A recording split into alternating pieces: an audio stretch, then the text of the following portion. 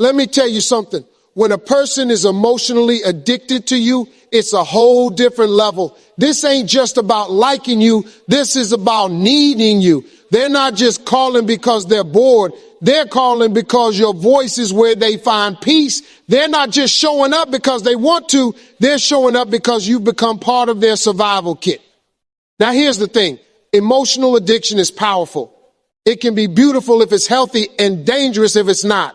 When somebody is emotionally addicted, they will rearrange their whole schedule just to get a moment with you. They'll stay up late, wake up early, drive miles, not because it's convenient, but because their soul is tied to you. Emotional addiction goes beyond liking someone. Liking is simple, it's light, it's easy, and it doesn't demand much of you. You can like someone and still sleep peacefully if they don't call. You can like someone and still go about your day without constantly thinking about them. But emotional addiction, that's a whole different storm. It grabs hold of you in a way that makes you feel like they're not just a person, they're a part of your very being. You start to crave them, not just their presence, but their attention, their validation, their energy. It becomes less about wanting them and more about feeling like you need them to function. It starts slowly. At first, you just enjoy their company. You laugh, you share, you connect. But then, somewhere along the line, something shifts. You start waiting for their messages. You check your phone a little too often. Your day feels incomplete if you haven't heard from them. The highs become high when they give you attention, but the lows become lower when they don't. It's like they've become your emotional fuel, and without them, you run on empty. This is why emotional addiction can be so powerful and dangerous.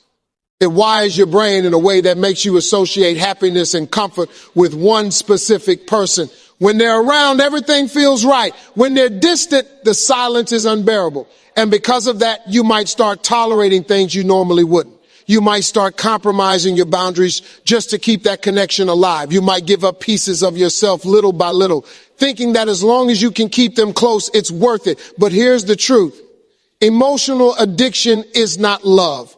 Love allows room for individuality, for growth, for space. Love doesn't make you feel like you're gasping for air when someone steps away for a moment. Love is healthy. Addiction, on the other hand, takes away your sense of balance. It puts your emotional state in someone else's hands.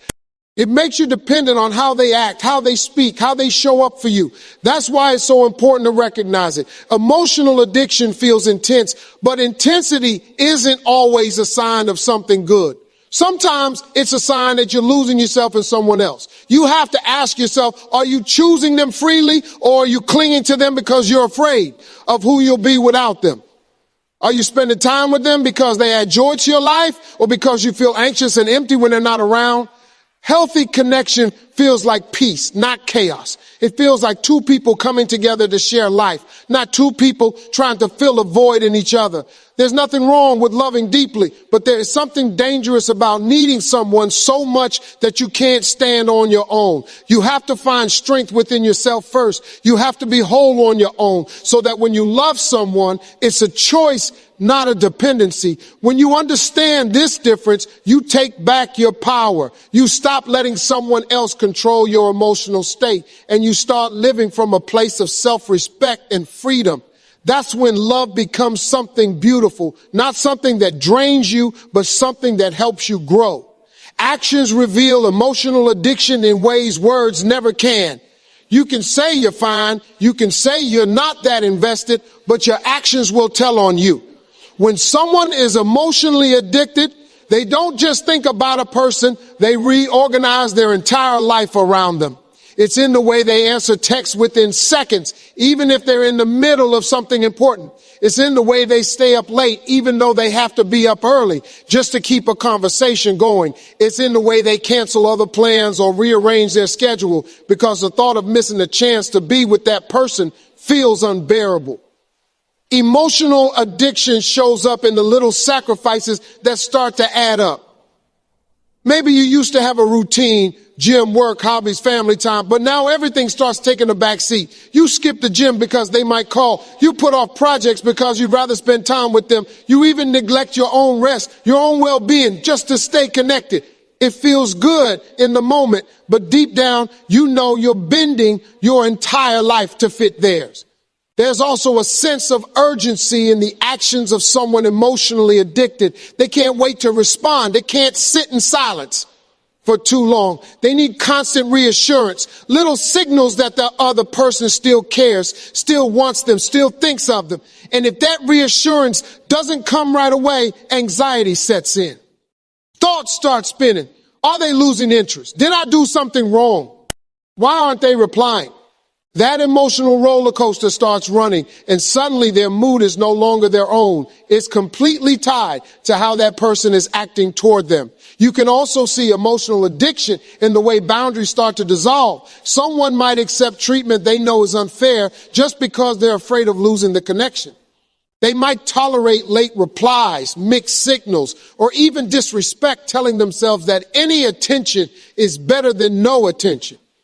They'd rather hurt silently than risk confrontation, because confrontation might lead to distance, and distance feels unbearable. But here's what makes it so clear. Emotionally addicted people don't just do all of this once. They do it consistently, over and over again, even when it starts to hurt them. They might complain about being tired, but they'll still stay up late for one more call. They might be broke, but they'll spend their last bit of money to go see that person. They might be falling behind on their own goals, but they'll put them on hold for just a little more time together. It's not just devotion, it's dependency. And that's what makes the action so telling. Love can inspire beautiful actions too, but love is balanced. Love says, I'll give to you, but I'll also take care of me. Emotional addiction throws that balance out the window. It keeps pouring into the other person, hoping they'll pour back just as much, even when that doesn't always happen. Recognizing these actions is the first step to taking back control. Because if you can see yourself in these patterns, you can start asking the hard questions. Are you doing this because you truly want to, or because you're afraid of losing them? Are these sacrifices helping you grow or slowly draining you? Actions may reveal emotional addiction, but awareness can reveal the way out. Love and emotional addiction are different, though at first they can feel almost identical. Both bring intensity. Both make you think about someone constantly. Both can keep you awake at night. But look closer and you'll see they come from two completely different places inside you. Love is rooted in freedom, choice, and mutual respect. Emotional addiction is rooted in fear, need, and dependency. One lifts you up, the other can slowly drain you without you realizing it. Love is a decision as much as it is a feeling. It allows two people to stand side by side, not chained together, but choosing to hold hands every day. Love encourages growth. It doesn't punish independence or personal space. When you love someone, you want to see them happy, even if it means letting them have moments away from you. You support their dreams, respect their boundaries, and celebrate who they are as individuals. Love is secure. It gives you peace. Emotional addiction, on the other hand, is driven by an underlying fear of loss. It feels desperate rather than free. It's the voice that says, I can't be happy unless you're here. It doesn't want to give space. It wants to hold on tighter to keep that person close no matter what. Where love trusts, emotional addiction worries. Where love allows breathing room, addiction suffocates. It's not about choosing someone. It's about needing them to feel okay. The difference shows up most clearly when there's distance or conflict. Love can handle space. It misses the other person, but remains steady. Emotional addiction panics when there's even a little bit of distance. It starts spinning worst case scenarios. It might push for constant reassurance or even try to control the other person's actions just to feel secure. Love gives both people room to be themselves, but addiction tries to merge identities until one person can barely tell where they end and the other begins. Another key difference is how it affects your sense of self. Love enhances your self-worth. Being loved well makes you feel stronger, more confident, more alive. You feel seen and valued. Emotional addiction often does the opposite. It can make you feel small, needy, and anxious. You measure your worth by how the other person treats you that day. Their good moods lift you up. Their bad moods crush you. It's as if your emotional state is no longer yours. It's in someone else's hands. This is why it's so important to separate the two, because emotional addiction can disguise itself as deep love. You might think the intensity you feel is proof that this is the one. But intensity is not always love. Sometimes it's fear. Sometimes it's unresolved wounds looking for comfort. Love doesn't hurt constantly. Love doesn't feel like you're gasping for air. Love is calm in the middle of life's storms, not the storm itself. When you understand this, you start loving from a healthier place. You stop confusing chaos with passion. You stop mistaking anxiety for connection. You learn to build love that is steady, respectful, and empowering. Love that doesn't take away your freedom, but teaches you how to share it.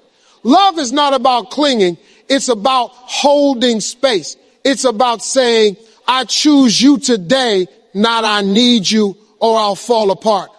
That's the difference. Love makes you better. Emotional addiction makes you dependent. And once you know the difference, you get to choose which one you will build your relationships on. Responsibility comes with power, whether we like it or not. The moment you have someone's heart in your hands, you hold something more valuable than gold. When another person trusts you with their emotions, when they choose to share their deepest fears, their hopes, their love, that's power. And it's not the kind of power you can take lightly. Power in relationships isn't about control. It's about stewardship. It's about handling someone's feelings with care, knowing that what you do with them can either build that person up or break them in ways they may never fully recover from. Too many people misuse this power. They take someone's loyalty for granted. They play with emotions just because they can. They disappear when they feel like it, knowing the other person will still be waiting when they come back. That's not strength. That's irresponsibility. Real strength is being aware that your actions, your words, your presence all have an impact on someone's emotional well-being, and then choosing to act in a way that honors that responsibility. When you realize someone is emotionally invested in you, it's easy to get comfortable. You start thinking they'll always be there no matter what. You assume their forgiveness is automatic, but power handled without thought can turn into harm. A simple, careless word can stick in their mind for years. A moment of neglect can make them question their worth. You might not even notice how deep your influence goes, but they feel it every single time. This is why maturity in relationships matters so much. Being mature means recognizing that the way you treat someone could shape how they see themselves. It means understanding that your attention, your affection, and your consistency are not just casual gestures. They're things that can either heal or wound.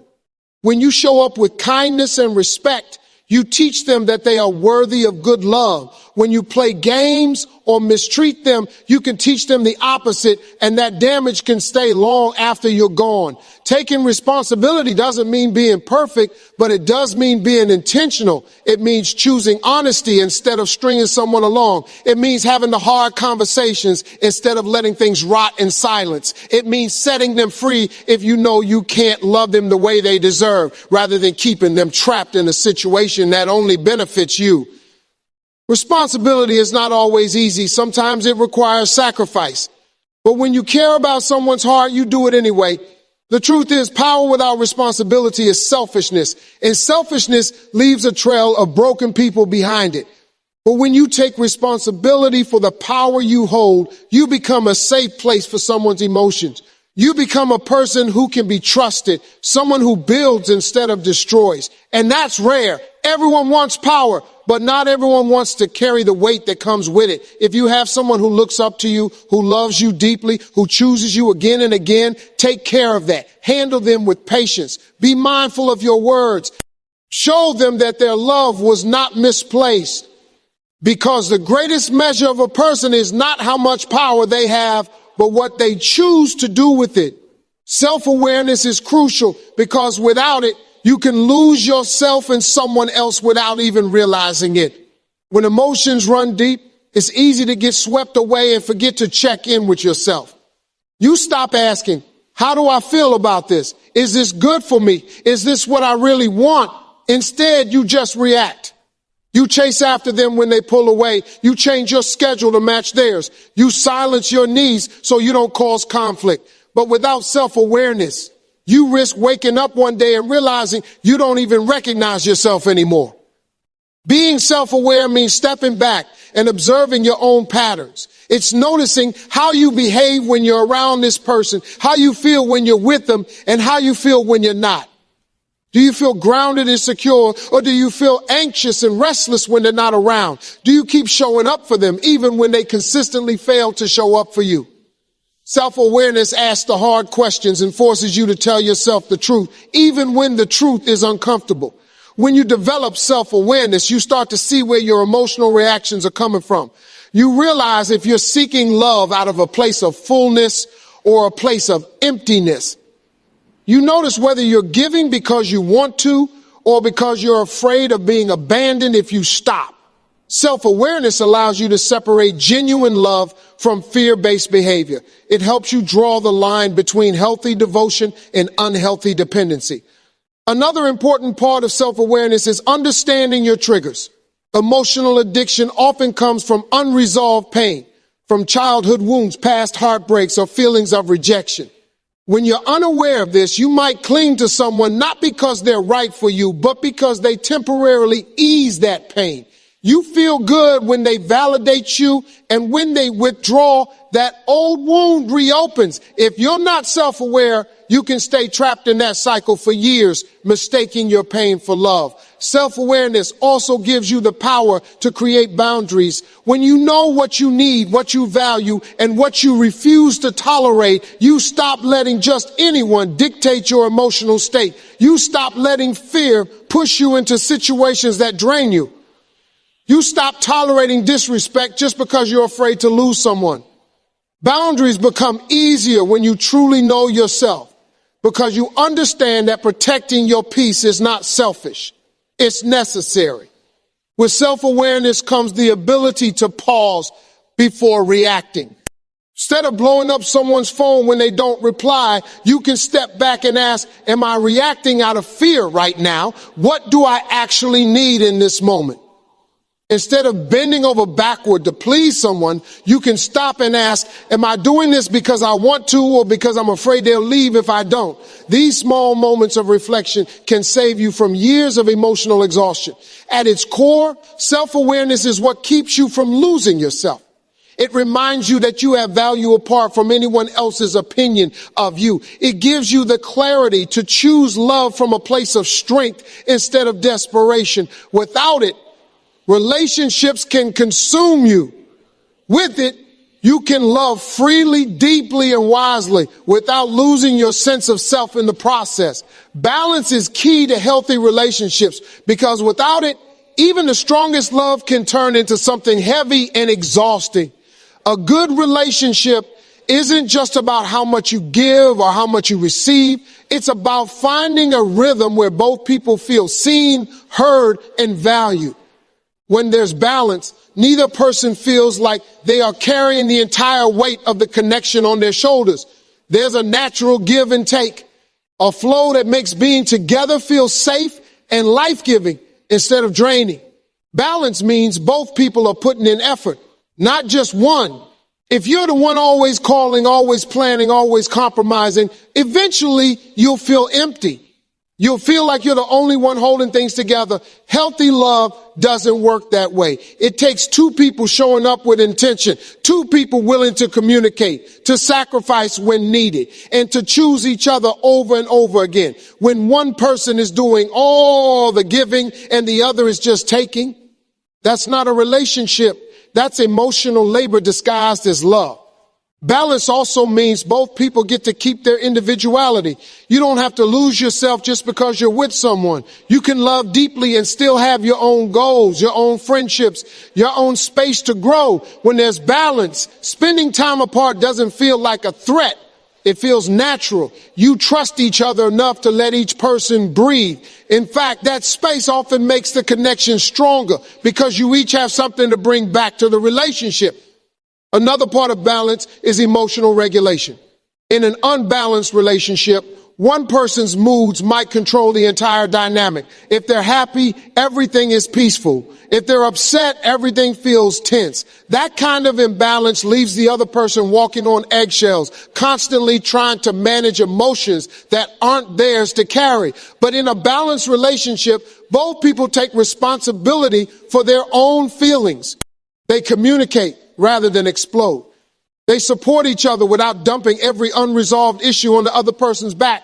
Balance also requires honesty. You can't have a healthy relationship if one person hides their needs just to avoid conflict. That only creates resentment over time. A balanced connection allows space for honest conversations, even when they're uncomfortable. It's about saying, this is what I need to feel loved, and giving the other person the chance to respond. And it's about listening when they share their needs too. Balance isn't just about getting your way. It's about creating something that works for both people. And perhaps most importantly, balance means you love yourself as much as you love the other person. You don't sacrifice your mental health, your peace, or your dreams just to keep them happy. You don't pour yourself out so completely that there's nothing left of you. When you love yourself, you bring a stronger, healthier version of you into the relationship. And that's the version that can love them better too. When balance is present, love becomes a source of strength. It becomes a place where both people grow, where both feel safe to be vulnerable, and where both are equally invested. Without balance, even the most passionate relationship can collapse under the weight of resentment and exhaustion. With it, love can last, not because it's perfect, but because it's fair, mutual, and rooted in respect.